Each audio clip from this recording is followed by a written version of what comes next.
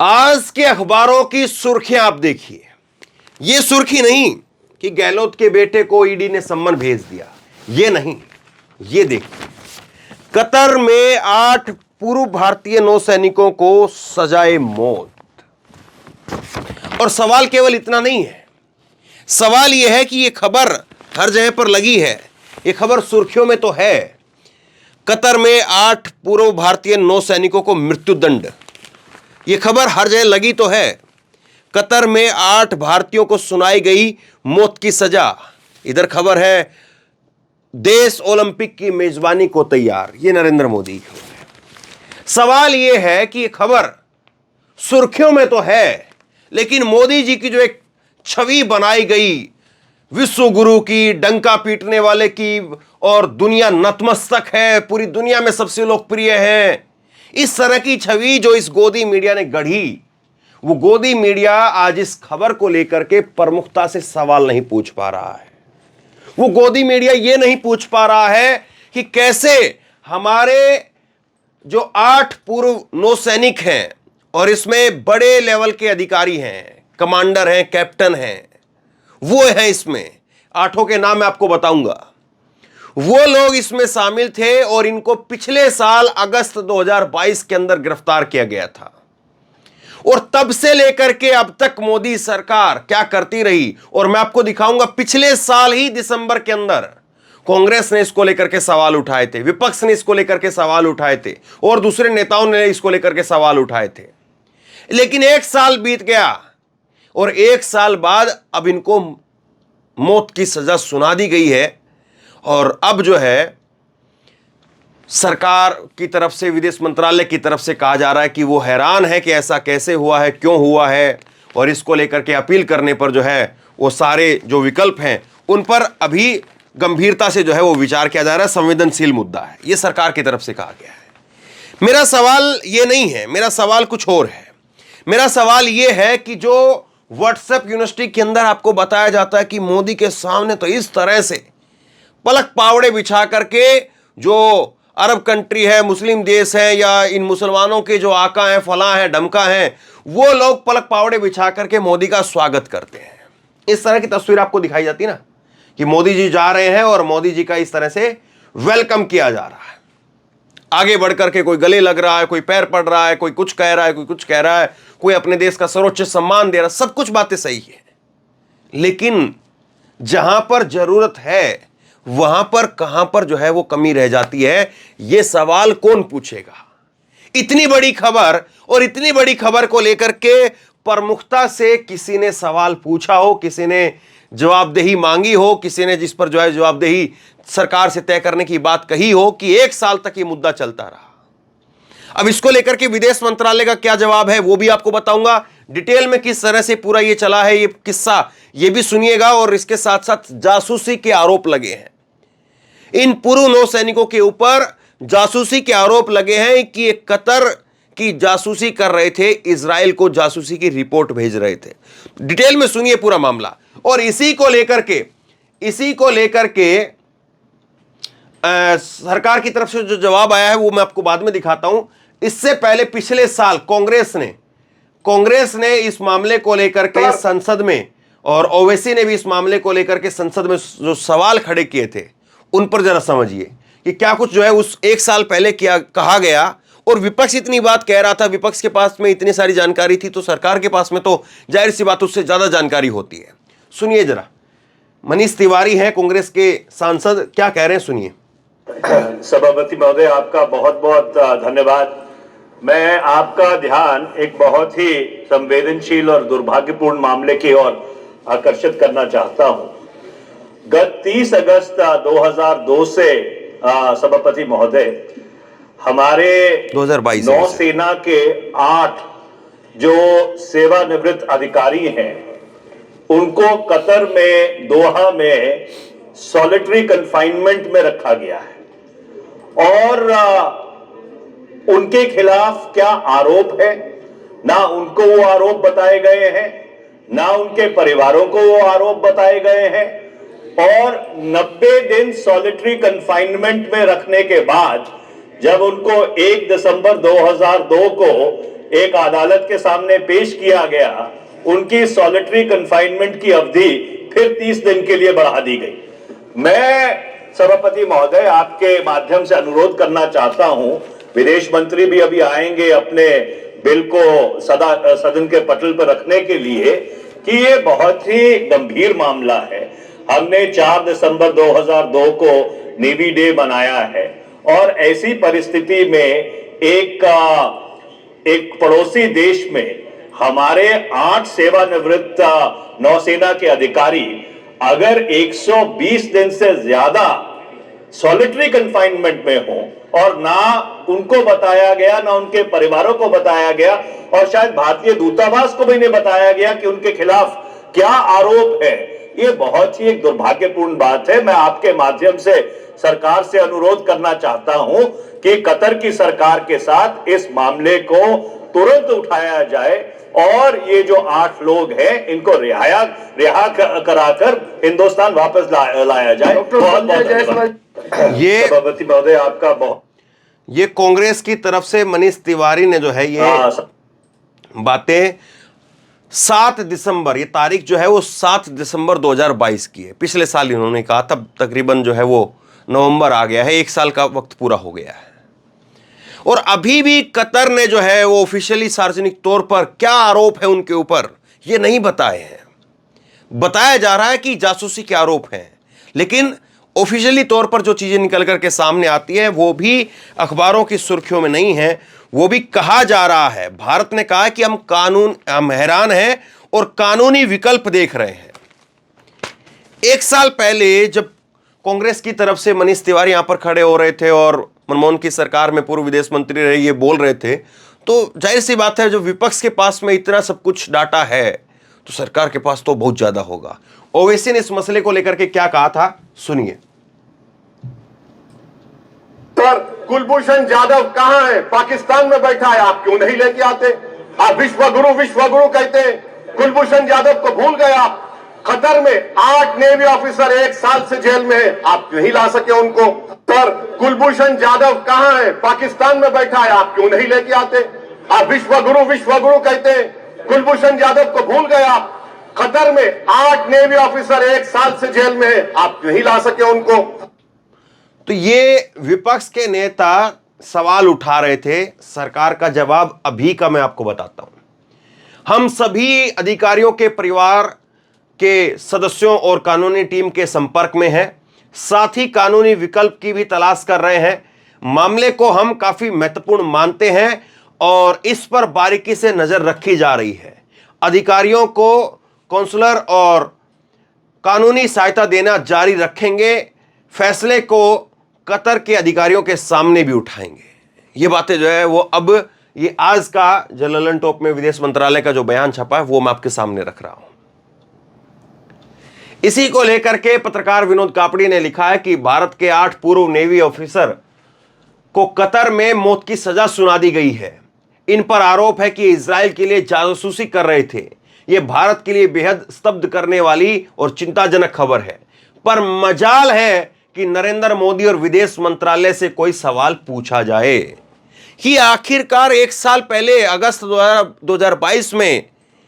2022 के अंदर जो इनको हिरासत में लिया गया, रात को सोते हुए इनको हिरासत में लिया गया, यह बताया जाता है।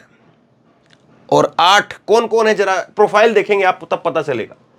प्रोफाइल देखिए आप, पहले इनके नाम बताता हूं मैं आपको। ये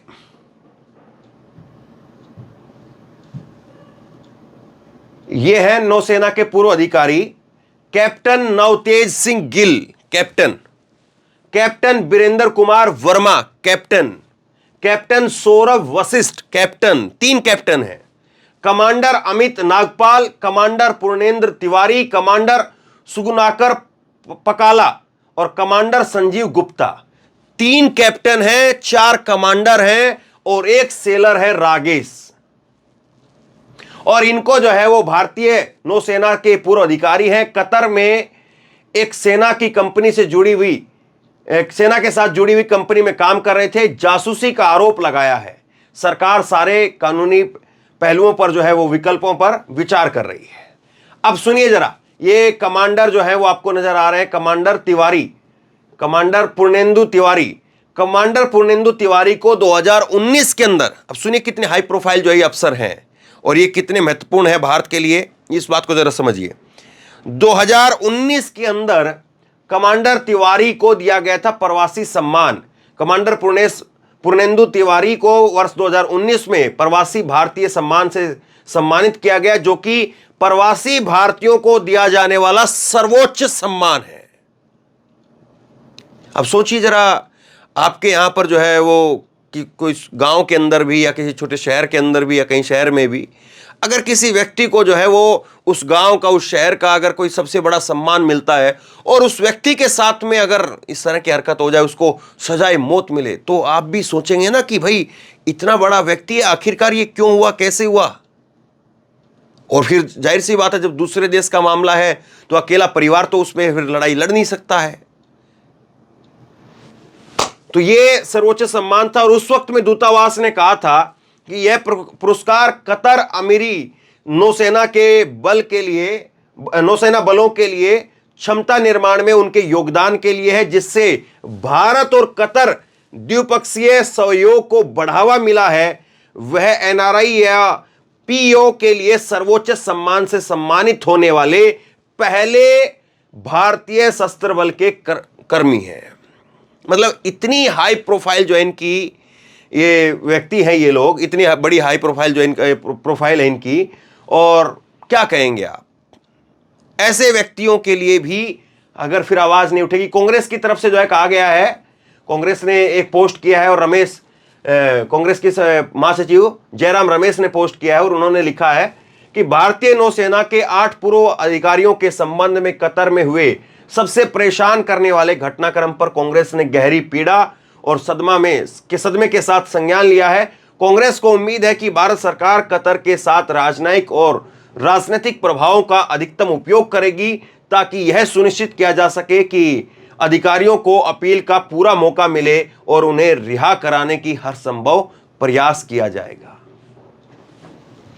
यह सब कुछ जो चल रहा है, अब जरा अपनी आंखों के आगे एक बार तस्वीर लेकर के आइए। जब सोशल मीडिया से लेकर के और मेन स्ट्रीम मीडिया में कमांडर अभिनंदन की रिहाई की खबरें आई थी, याद है आपको, 2019 के चुनाव के पास में, और कमांडर अभिनंदन उसकी रिहाई की खबरों ने ऐसा जो है वो लोगों के दिलों पर, ऐसा लोगों के दिमाग पर जो है वो छाप छोड़ी और लोगों को बताया गया कि देखो मोदी है तो मुमकिन है, कि मोदी ने कैसे जो है वो तुरंत की तुरंत घंटों के अंदर अपने कमांडर को जो है वो पाकिस्तान से उसकी रिहाई करवा दी। तो ये यहां पर 3 कैप्टन और 4 कमांडर, 1 रेसलर, 8 व्यक्ति, 8 नौसेना के पूर्व अधिकारी, इनकी क्या कीमत है आप बताइए, या इनकी कीमत नहीं है आप बताइए, जिसको लेकर के इस तरह से महिमा मंडन किया जाता है मीडिया के अंदर, और आपको कितनी जो है वो बढ़ा चढ़ा करके स्टोरी की जाती है, बताई जाती है। और अभी भी मैं आपको बता रहा हूं, जिस दिन जो है इन लोगों को वापसी लाया जाएगा, वहां से रिहा करवा करके, और हम उम्मीद कर रहे हैं कि सरकार हर तरीके से पूरी कोशिश करेगी और आखिरी में जो भी कुछ होगा सरकार इनको रिहा करवाने में सफल होगी। हम ये मान रहे हैं, हम ये विश्वास करते हैं और हम उम्मीद भी करते हैं इस बात की। और जिस दिन इनकी रिहाई होगी और इनको जो है वतन वापसी होगी, वहां पर आप देखेंगे कि कई दिनों पहले कवरेज शुरू हो जाएगी, और वहां से जब वो फ्लाइट में चढ़ेंगे तब से लेकर के और यहां तक पहुंचने तक और उनके घरों तक लाइव जो है वो कवरेज चलेगी, और उसके बाद में घंटों की और कवरेज चलेगी और दिल्ली में खड़े होकर के मोदी मोदी के नारे लगवाए जाएंगे। बिल्कुल सही बात है, मोदी जी का जो है वो योगदान रहेगा, मोदी जी की सरकार की वजह से आएंगे वो लोग, मोदी जी की वजह से आएंगे वो लोग। लेकिन अगर वो मोदी जी की वजह से नहीं आ पा रहे हैं, या मोदी जी की वजह से, या वो 1 साल से जो है वो वहां पर थे, उनको हिरासत में लिया गया पिछले साल अगस्त 2022 के अंदर, और अब उनको सजाए मौत सुना दी गई है, तो इसमें किसकी वजह है? क्या ये मोदी जी की वजह से है या नहीं है? किसकी वजह से है? आप बताइए तो सही, आपके दिलो दिमाग के ऊपर कैसे जो है वो पूरा सिस्टम हावी किया जाता है कैसे आपके दिलो दिमाग को जो है कैप्चर किया जाता है इस मीडिया के जरिए। यह मीडिया बताता है आपको, हमको, सबको कि भाई देश में बहुत बड़ा मुद्दा है, लेकिन यह मीडिया आपको यह नहीं बताता है कि इस मुद्दे के पीछे क्या है और उस मुद्दे के पीछे क्या था। किस तरह से जो है ये पूरा प्रकरण अभी 1 साल तक चला और मैंने आपको विपक्षी पार्टियों के बयान दिखाए और सरकार जो है वो अभी क्या कह रही है। वो सरकार का जो बयान है वो यही है। ये देखिए, मैं आपको फिर थोड़ा सा और बड़ा करके दिखाता हूं। भारत ने कहा हैरान है, कानूनी विकल्प देख रहे हैं। ये या तो इस अखबार ने गलती की है, ये जो इस तरह का बयान छापा है कि भारत ने कहा हैरान है, कानूनी विकल्प देख रहे हैं, या तो ये अखबार ने गलत छाप दिया है, या जिसने ये कहा है मुझे लगता है कि उसने बयान जो है वो शब्दों के अंदर हेरफेर कर दी है, शब्दों को सही से जो है प्रेजेंट नहीं किया है।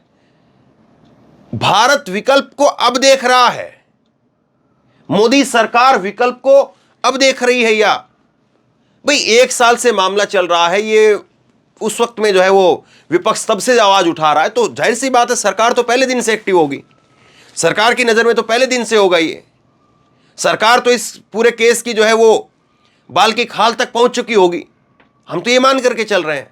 क्योंकि कोई वहां पर जो है ये जो पूर्व नौसैनिक है, ये कोई ऐसा नहीं है कि कोई वहां पर जो है कोई समुद्री मछुआरे थे जिनके बारे में कोई बहुत बड़ी कोई उनके बारे में जानकारी नहीं है।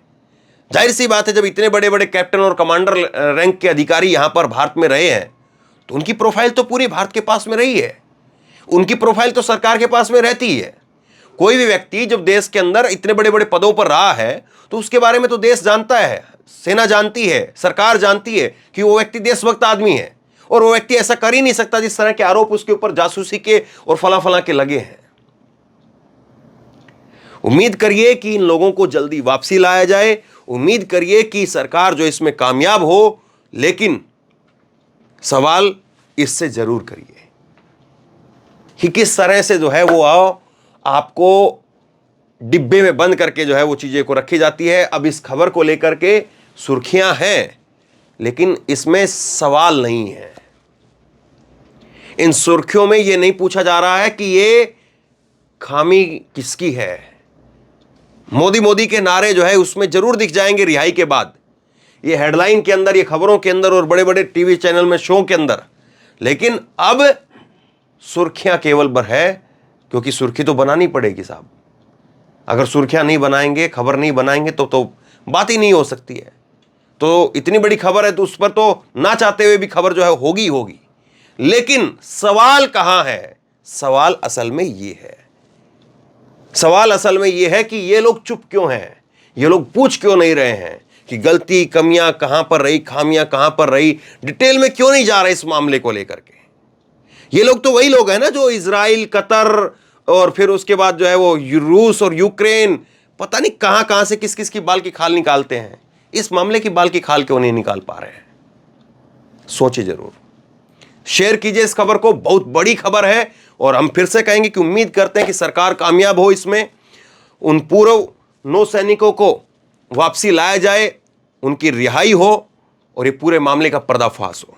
लेकिन जो सवाल है उन पर आप क्या सोचते हैं, नीचे कमेंट बॉक्स में अपनी राय लिख करके जरूर बताइए। इस वीडियो को खूब शेयर कीजिए और इसी तरह की तमाम खबरों के लिए ऑनलाइन न्यूज इंडिया को सब्सक्राइब कीजिए। साथ में जो बेल आइकन है, घंटी है, उसको जरूर दबाइए ताकि जैसे कोई खबर अपलोड करें उसकी नोटिफिकेशन सीधे सबसे पहले आपको मिल सके। और अगर ये वीडियो फेसबुक पर देख रहे हैं तो फेसबुक पर हमारे पेज को लाइक कीजिए, फॉलो कीजिए और इस खबर को शेयर कीजिए। धन्यवाद।